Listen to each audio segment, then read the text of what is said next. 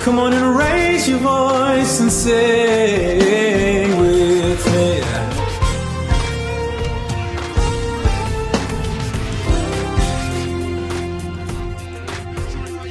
Millions of words can describe the feeling I have down inside.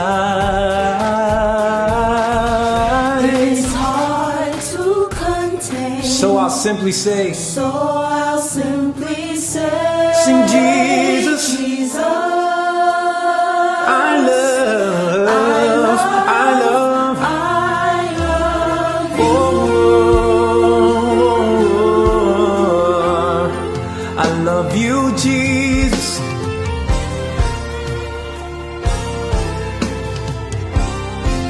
Come on, sing with me. Millions of words can describe the feeling I have down inside. It's hard to contain. It's hard to contain. So I'll simply say, sing Jesus. Jesus. I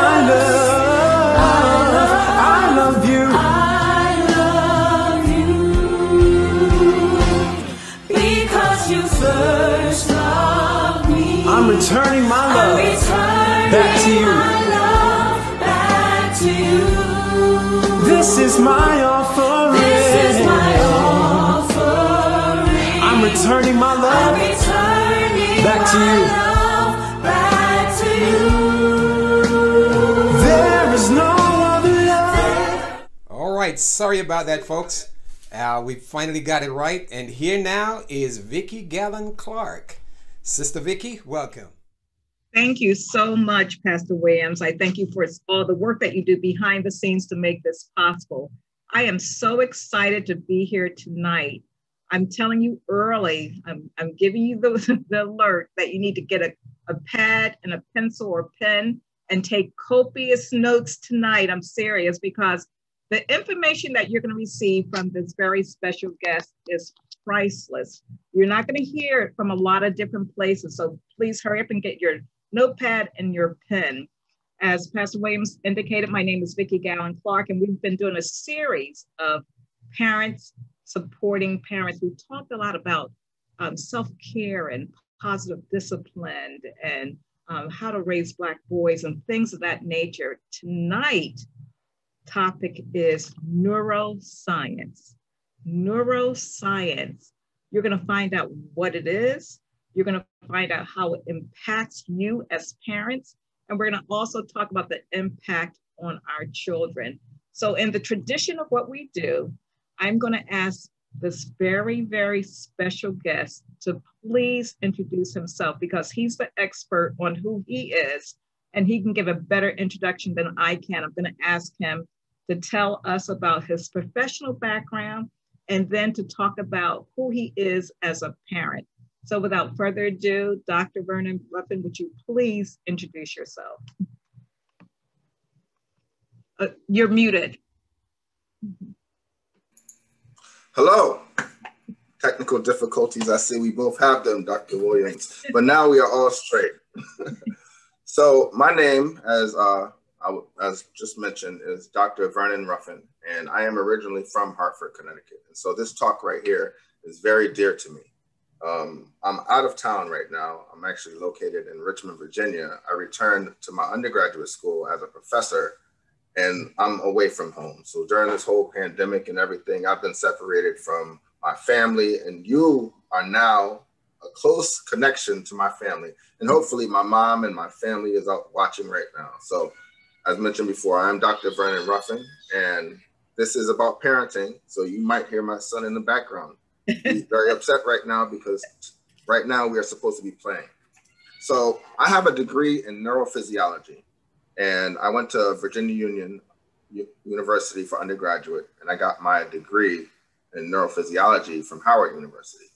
And while I was in Howard University, I went around to a bunch of different institutions, and I learned how to do certain research techniques, and I learned about the brain and now I am full circle, returning back to my institution as an assistant professor, trying to instill academic rigor and open up research opportunities for students that may be interested. And because Virginia Union is a HBCU, it's primarily minorities. And so this is what I do. And I was happy to hear that there was an opportunity to learn about things going on in Hartford, and also to be a part of these things by discussing some of the work that I do in my career. So what is neuroscience? Neuroscience is the study of the brain. And I have a PowerPoint that I can have along with this talk. Excellent. Now, Dr. Ruffin, let me just interject. So you mentioned that you are a parent as well. I am a parent, yes. And your child or children, the ages? So I have a daughter, and my daughter graduated recently. She just turned 24. Excellent. And I have a 4-year-old. Okay. So it's a nice gap. And just as I finished, I started again. Okay, so, very good. So you definitely will be able to give us not only the professional perspective, but from a parenting perspective as well. I hope so. I'm excited to look at your PowerPoint, and as you know, I'll be interjecting and asking questions then. Okay. Well, right. I guess the leading question was, what is neuroscience? Absolutely. When I first looked at that topic, I said, I need you please to break it down from, as a lay person, I need to understand what is it?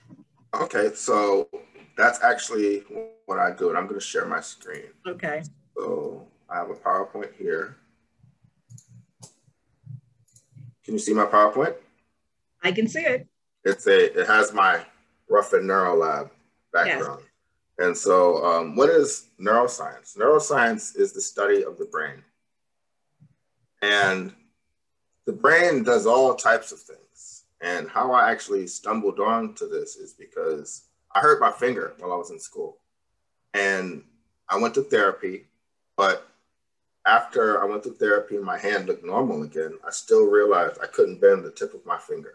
And just this little tiny bit of finger not being able to bend opened up a door of questions for me. I wanted to know about the brain, and the brain does everything. It does so much that there's still things that are not understood about the brain. And I said, okay, this is a good profession to go into because I know that there will always be questions. And I had an avid, I come from a family of educators. And so I was always really ground in learning and education. So neuroscience is the study of the brain. Excellent, excellent. And so one of the questions I know that I get from parents and have gotten from parents when putting this topic out is, why is that important for me as a parent to know that? Why can't I just leave it up to you professionals to just study the brain? Why is this topic so important for parents? Well, education starts first at home. And even before the baby is born, the baby is learning because the baby is forming. I mean, even within the first couple of weeks, the brain has started forming. And certain things take place during development that help the child become who the child is. Remember, the brain does everything. It not only moves and helps you see and hear and smell and think, but it also dream, and all of these things the brain does. And it's in the development of the brain that has the brain form how it's naturally supposed to form. There's certain signals and cues that happen during development. And so it's really important that understanding how people learn is just as important as learning itself. I try to tell my students that I can teach you these things, but it's really understanding how you learn what college is all about. You know, I can tell you what I did, and but a lot of things that I hear from students is, I don't learn like that, or I don't do this, and they say these different things. But if you think about it, well, I've thought about it. When you're young and you learn and you're first developing, children have all of these questions. You get the why, what is this? And all of these questions, we naturally are curious. We naturally are inquisitive. And something happens during the transition from that to education. And I was really interested in what was happening so that I could better understand how I worked. And so that was me just trying to understand who I was. So, and tell me if I'm jumping ahead of what you're doing and what you're going to present, but I know that some areas that we work in, and you know Hartford very well, really is besought with poverty. There's a lot of poverty. In some households, the maximum annual salary might be $13,000 per year. So associated with that poverty comes a lot of different things. I mean, you've heard about youth violence. We've had our share, more than our share so far this year. Right. We're talking about blighted property. We're talking about high incidence of crime and things like that. And all of those things, from talking to people, actually add to stress levels. Can you talk a little bit more about this? Because it's not just one incident, Dr. Ruffin, it's like lifelong stressors for individuals who are living in these conditions. And so here you have parents who are trying to raise children in these conditions. Can you talk to us a little bit about the dynamics of that whole scenario? Okay, sure. Well, in my figure, not only am I showing a brain, but I'm showing a bunch of little questions. And I mentioned before that the brain does all of these wonderful things and still unknown things that the brain does. But that's if the brain is able to do what it's supposed to do. Overlapped on the figure are questions. Okay. Am I okay? What if this happened? I don't know. And all of these questions that really can eat away at somebody because they are lifelong questions. Am I okay? Or what am I supposed to be? Or am I doing the right thing? What is my purpose? And so you do have a certain level of stress that you exist under. Some people think that stress is positive, and it can be positive. That's called eustress. And that's a form of acute stress. So I know that I have some type of presentation. I'm going to wait to the last minute, and then I'll do it. And my procrastination will force me to, all of these different mind games that you play with yourself in order to get an expected job done. And so let me ask that question again. So what is positive stress called? Eustress? Yes, it's called eustress. Eustress, okay. Go ahead. And it's more so associated with like adrenaline or epinephrine. It's a burst of like exhilarating. Some people use that stressful situation as a way to drive them to do something that, they would, without that situation, be a little bit less inclined to do. Got it. And so that's a form of acute stress. And other forms of acute stress are not positive. They aren't as impactful, as more chronic stress, but they do cause some type of changes. And so, as I mentioned before, when I was talking with some people, that an example of an acute stress would be like, I'm single, but I'm going to babysit my friend's kid. I don't usually babysit kids, but I'll be able to tolerate this kid for a couple of hours, but it's not my kid. Have you ever, what do they say? You could go back to your mother. This is not my kid. It's good to be an aunt, that type of thing. Yes, so, you can always give them back. You can always give them back. Well, that's an example of acute stress, and it's the most common form. And it's related to recent or anticipated demands. And it can be thrilling, like I said, with eustress in small doses, but it causes some type of physical or psychological change that is short-term. And it's treatable, it's manageable. Like, you can say no. I guess one of the good things that we have is the ability to say no, and that will help reduce some of the stress that people put themselves under. But some people like stress. And so instead of just babysitting one day, maybe they say, hey, I'll be a childcare. I'll open up a daycare. Now you're dealing with that stress every day. It's episodic acute stress. And that actually is a form of cycles. And it's different than that other stress that I mentioned before, because this person is usually irritable or anxious or over aroused, and they might have problems communicating what's going on. And that stressful environment, they don't really want to be in it. They avoid that stressful environment. And physical examples would be like they might have a headache or issues with their blood pressure. They might have hypertension or something like that. Sometimes it requires a professional intervention. And the person believes that that source of stress is external, but really it's them that put themselves in that situation.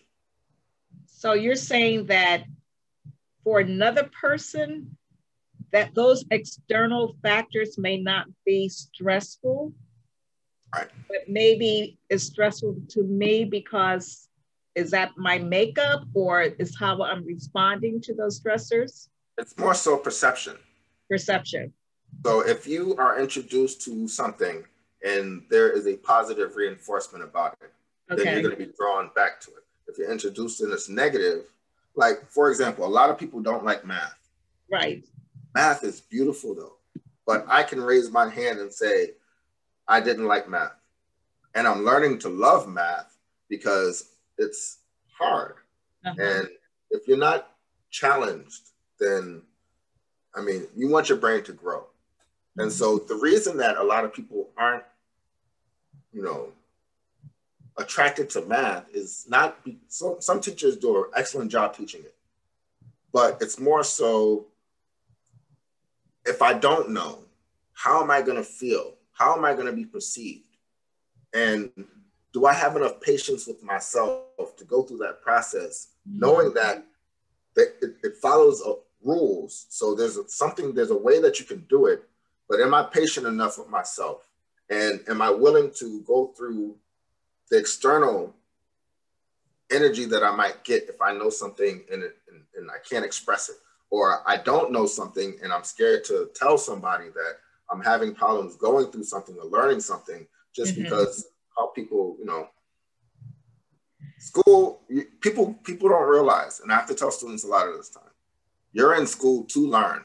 If you knew it already, you would not need to be here.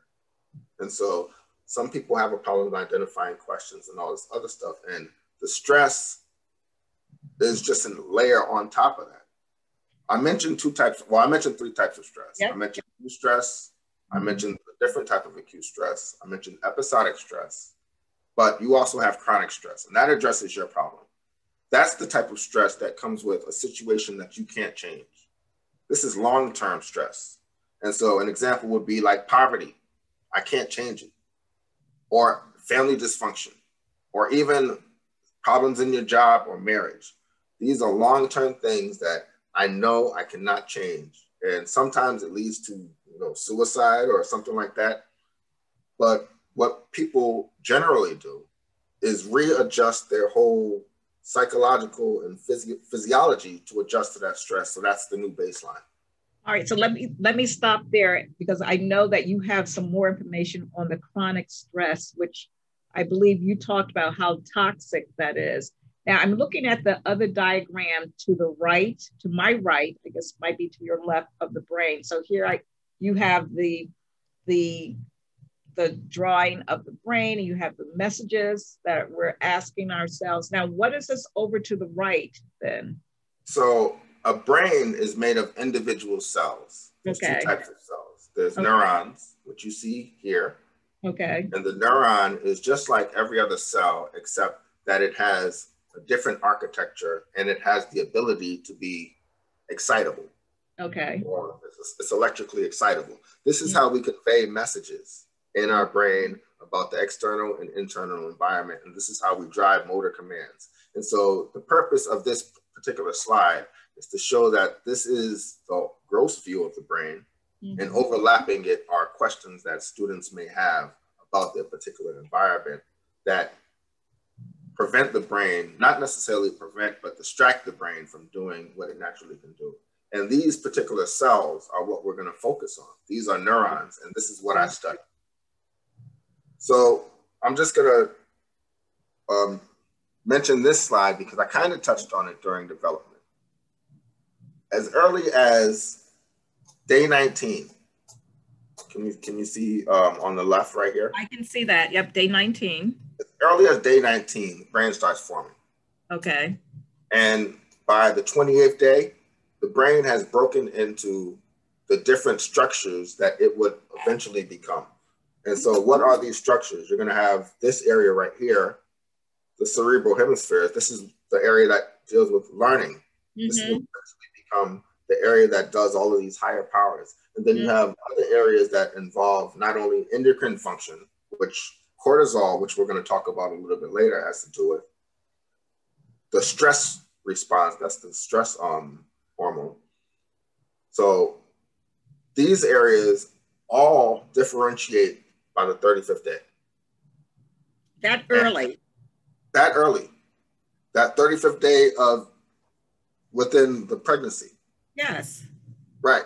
So that means that if you don't know you're pregnant, but you are living a lifestyle that is not as healthy, it might be transferred because this baby is becoming formed from you. By the time the brain is done, now when I was in school, you learn a lot of cool things about the brain. One of the cool things that I learned was that each part of the brain, here's a top view of the brain, and this is the front, this is the back. There's a strip here that has to do with movement. Yep. There's a strip here that has to do with sensing stuff. Okay. And so this strip is on both sides of the brain. This strip is on both sides of the brain. It's just showing, half of the picture. But as you move from the lateral side of the brain to the midline, you go from different areas on your body. So the brain is actually representing different areas topographically. It's very organized when the brain forms. And when the brain forms, now here on the right, you're looking at what happens when somebody is learning. Okay. This part of the brain is now the back part. You're looking at some words, the back part of your brain becomes activated because that has to do with vision. Listening to the words.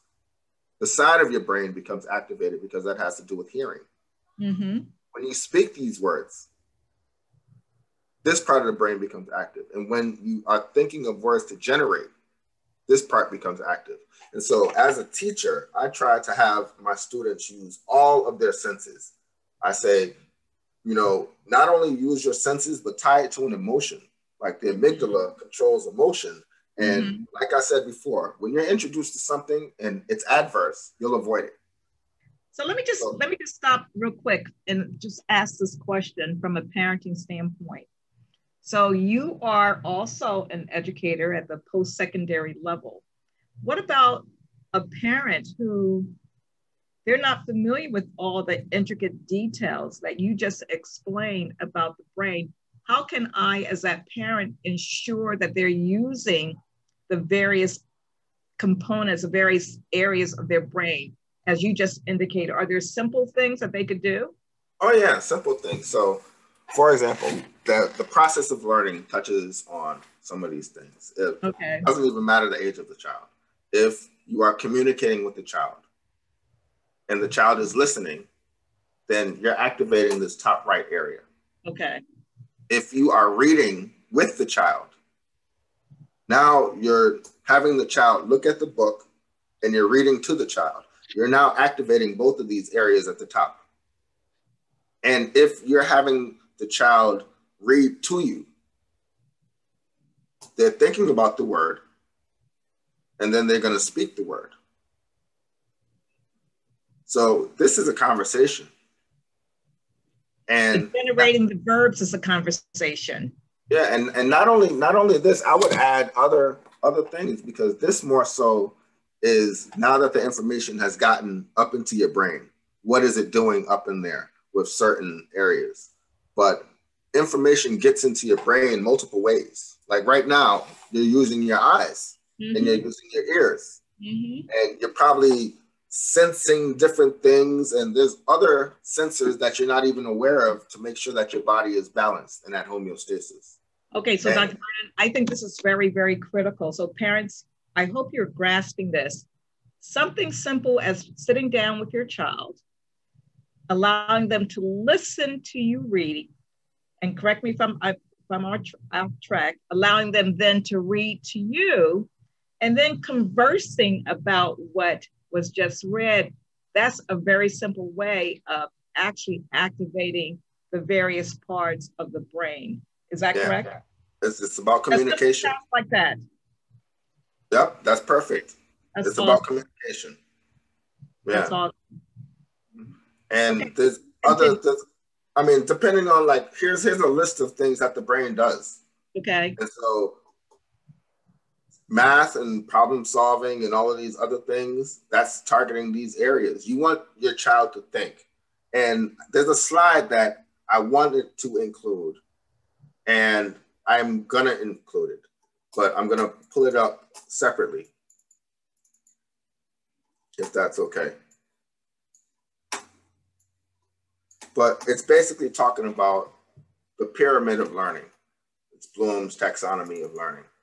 And at the most basic level of learning is remembering. And then above that is understanding. And then above that is actually applying what you're learning. Above that is analyzing the whole thing. Now you're becoming critical because now you're evaluating, which is the level above that. And at the top, you're creating. And so in education, a lot of students are happy with just remembering or memorizing or whatever it is. But we want the child to understand. We want the student to understand, apply, analyze, evaluate, and then themselves create. So that's really what drew me to this profession of neuroscience, because I knew that I would be pioneering thoughts, and I knew that whatever information would be valuable to not only myself, but my community. So you've piqued my interest on something. I see the frontal lobe right there, and that's where the center of problem solving and things of that nature, the critical thinking comes in.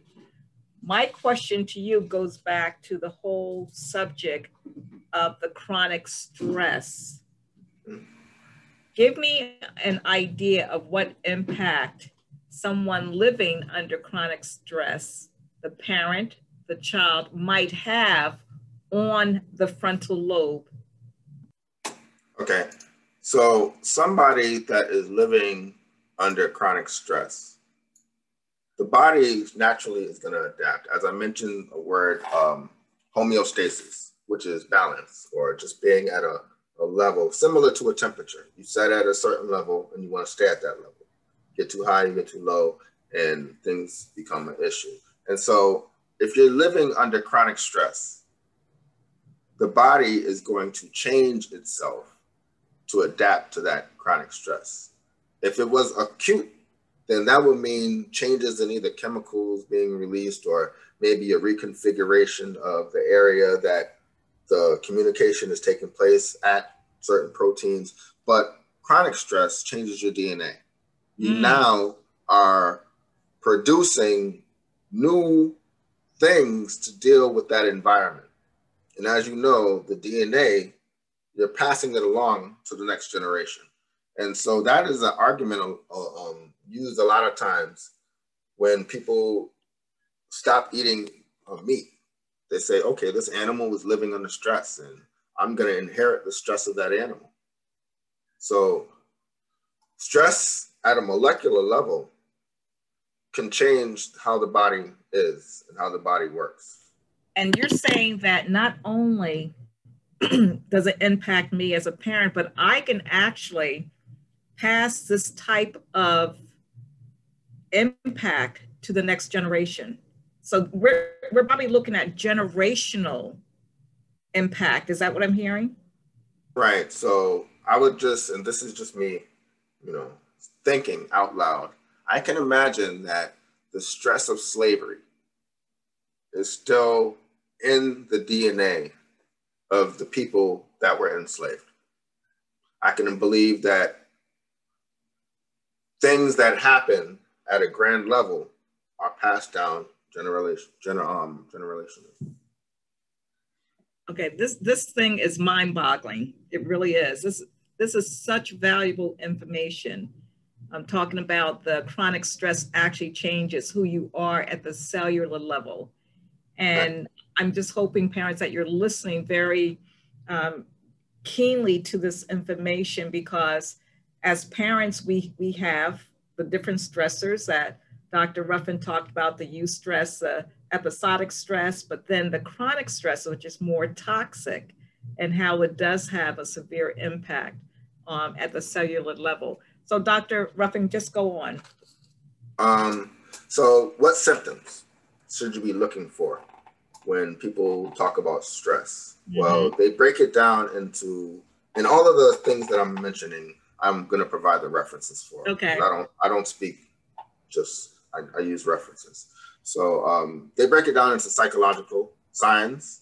So psychological signs would be there's difficulty concentrating, or the person is worrying all the time, maybe some type of anxiety, trouble remembering. Like, I remember there was a time, and my brother still might be mad at me. My brother bought me some sneakers, and I was packing up the car to come home, and I was dealing with my son, and he was doing something, and there was just so much going on, I couldn't think. And when I packed up my car, I left my sneakers on the sidewalk. And when I came back, they were not there. This was Christmas, so somebody might have said, "Oh, God is blessing me." Christmas gift. But that's an example of stress. And so you have problems remembering things.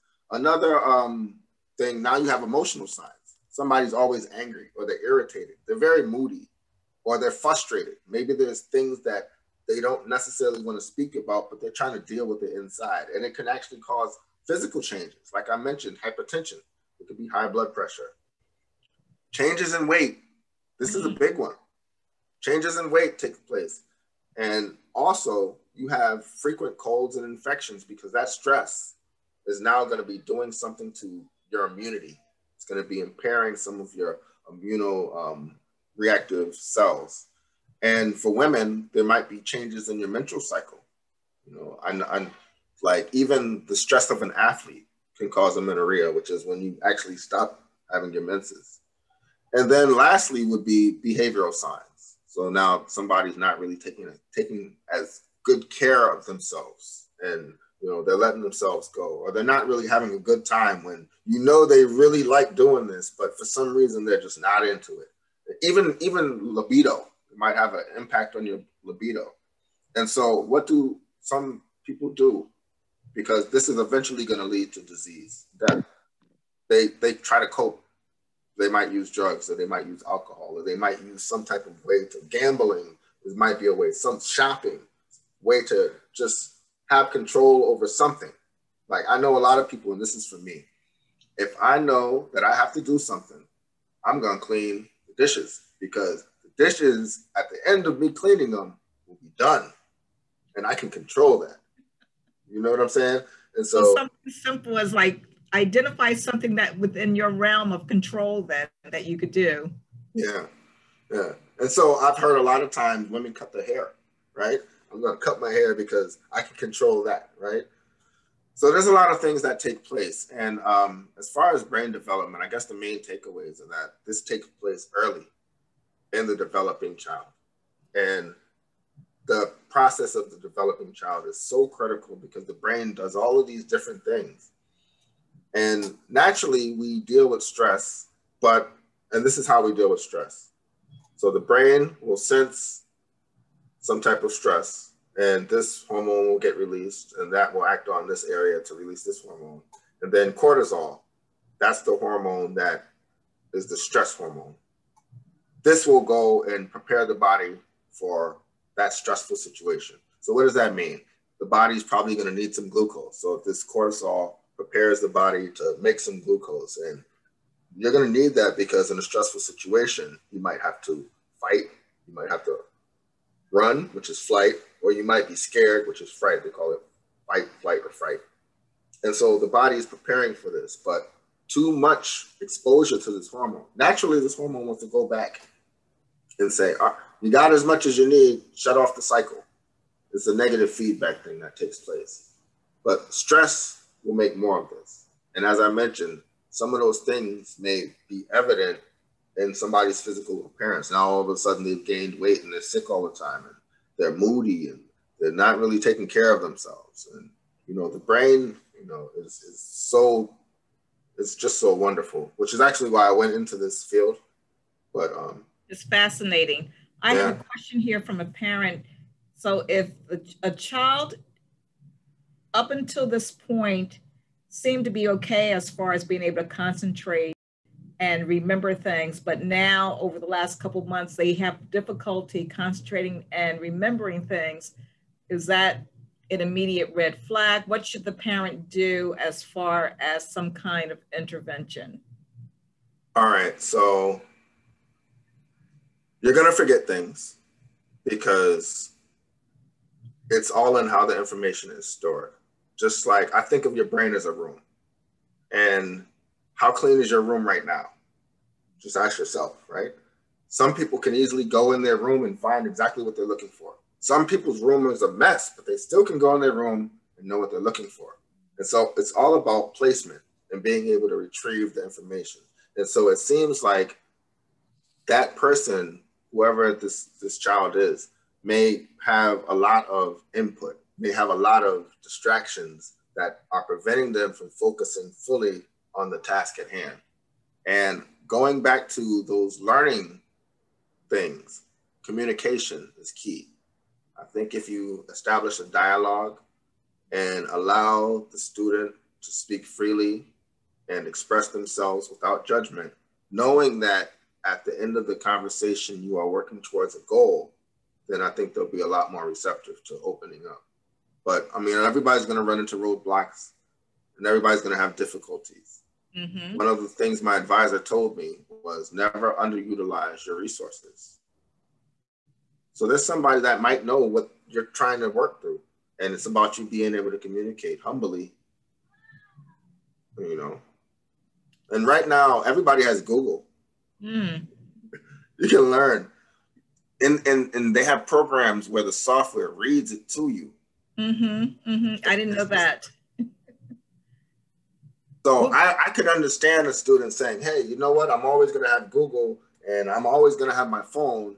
So I don't really need to learn it right now. But as long as I have my phone, I'm okay. Google, and that's going to impair you.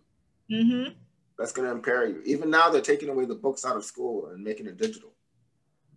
I know you have some other slides, but I want to go back to this one right here about the stress response system. I heard you say something about if too much cortisol is released, what might happen? So all of these things associated with stress will take place. So you'll have psychological signs or psychological changes. Okay. You'll have emotional changes. Okay. The you'll behavioral. You'll have behavioral and you'll have physical changes. Okay. And some of these things can be avoided. I think like those early or acute types of stresses, those are the ones that you can easily work through. Okay. But with these chronic type of stresses, you're going to be like, as we said, restructuring yourself, restructuring who you are. And so it's all about management. I think one of the most important things that you can do is have a good diet. If you're eating healthy, then you're giving the cell what it needs to do what it's supposed to do. And that cortisol is really trying to supplement the energy that you would be getting if you ate. And so there's natural signals that if you do eat and have, that energy is going to not only be used for your brain to drive your thinking, but it's also going to be used to suppress certain hormonal changes that may take place in your body. So good eating. Okay, and so that's one of our takeaways. I wrote it down, and I'm going to give you 5 minutes toward the end, which I can't believe the time has gone by so quickly, to add some more takeaways. So why don't you go through the rest of your slides, and I have a couple of questions as you go through. Oh, I don't have many. I just have this one. That's it. And what does this signify? What is this message here? Well, if I had more time, I would have had my son there. I was wondering if this was your son. No, it's not my son. My son is, I have a picture of my son, but right now so I saw this picture and I said, okay, this to me looks like the brain is important and education is first, and put your child first, and all of the wonderful things. I even see some boxing gloves. I don't know. Like, we need to fight for our brain and fight for education. And so I thought maybe this would be appropriate at the end of a talk about education to show that, you know, the children really are the future, and we want to make sure that we invest in them by making sure their environment is conducive to learning. And also, not just leaving it up to the parent, or not just leaving it up to the teacher, but reinforcing what the teacher's saying or being the teacher yourself. So we had a series, one of our series dealt with learning during a pandemic, and we had some educators who happen to be parents on there. And one of the panelists talked about being intentional as far as partnering with your child's teacher and not just leaving it up to the school, right, the educational system. Right. And so that certainly reminded me of that, you know, with education being number one, you know, I'm going to be intentional as a parent to really stay on top of how my child is learning and progressing. I know, go ahead. Well, I mean, that right there is really one of the missions that I have as an educator, because I recognize that there was a disparity between the different institutions when I returned back to my home institution. And I realized that the actual approach to education was different. I created a platform that is designed specifically to train students in STEM using my neuroscience background as the driving engine. And so let's see, these are the references, and I'm gonna close this, and I'm gonna share now the site. Okay. And I'm also going to talk about the opportunities in Hartford that exist. So, because my grandson, he has a scientific mind already. So this is going to be good for me personally. Yeah. So my website is called ruffinneurolab.com. Okay. Okay. And on the website, it gives a little background of what the lab does and the general research overview. I'm more so using my study of the brain to teach people about academia and research, and also using my networking that I've done to put them in positions where they want to be closer to their careers. And so I've had a lot of students that I've trained, and I focus on outreach. These are the programs that, you know, so here's the institution. I'm in the back, but there's really not a lot of representation. And even as I was working with all of these students, I was trying to do that. And when I returned to my institution, here's my daughter now. Okay.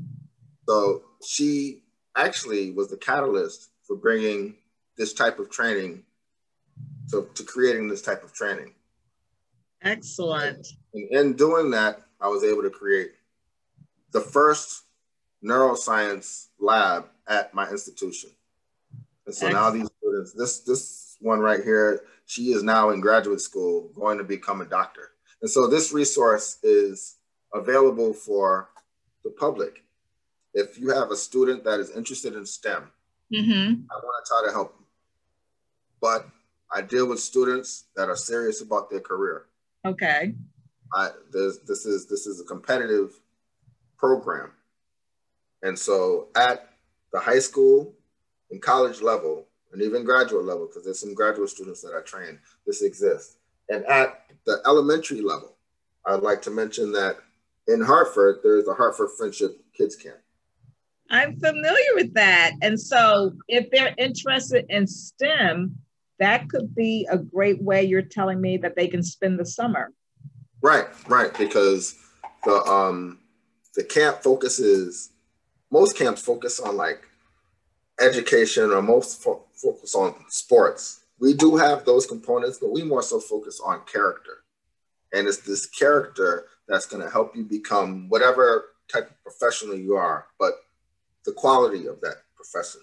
You know, are you somebody that is honest? Are you somebody that cares about people? Do you give back to your community?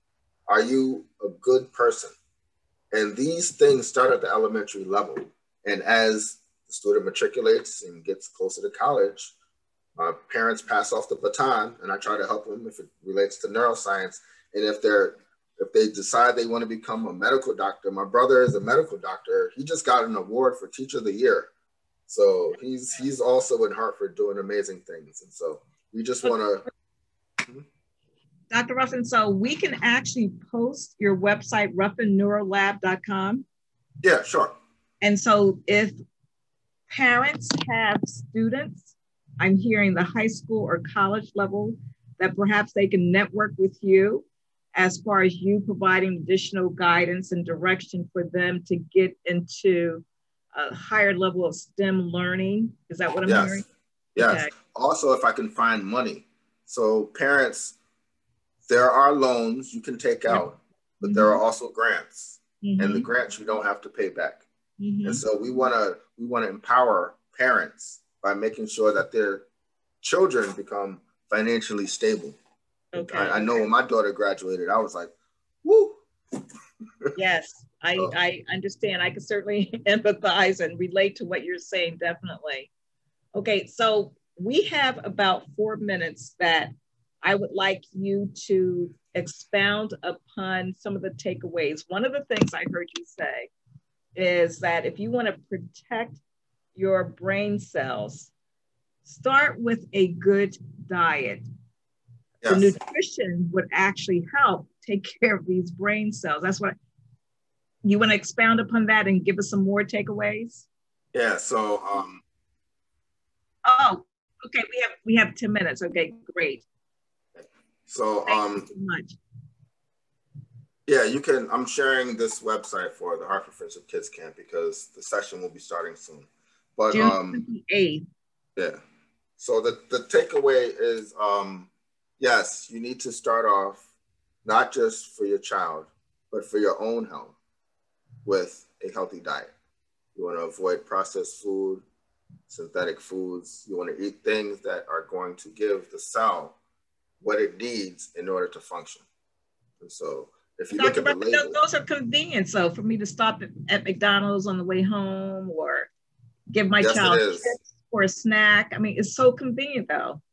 So I have a question. How much do one of those meals cost if you buy a number one? Well, that same amount, you can go to the grocery store and buy a steak.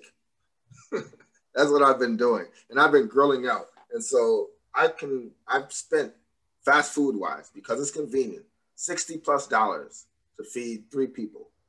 When you can spend that much money and have food for several days, and the food is actually better. And you don't want to just make sure you get, the meats and everything like that, but you want to eat the vegetables, because the green leafy vegetables are going to give you the essential minerals that you need, essential vitamins that you need in order for your cell to function properly. A lot of people take supplements and everything like that, but nature gives you what you need, and you just have to eat properly.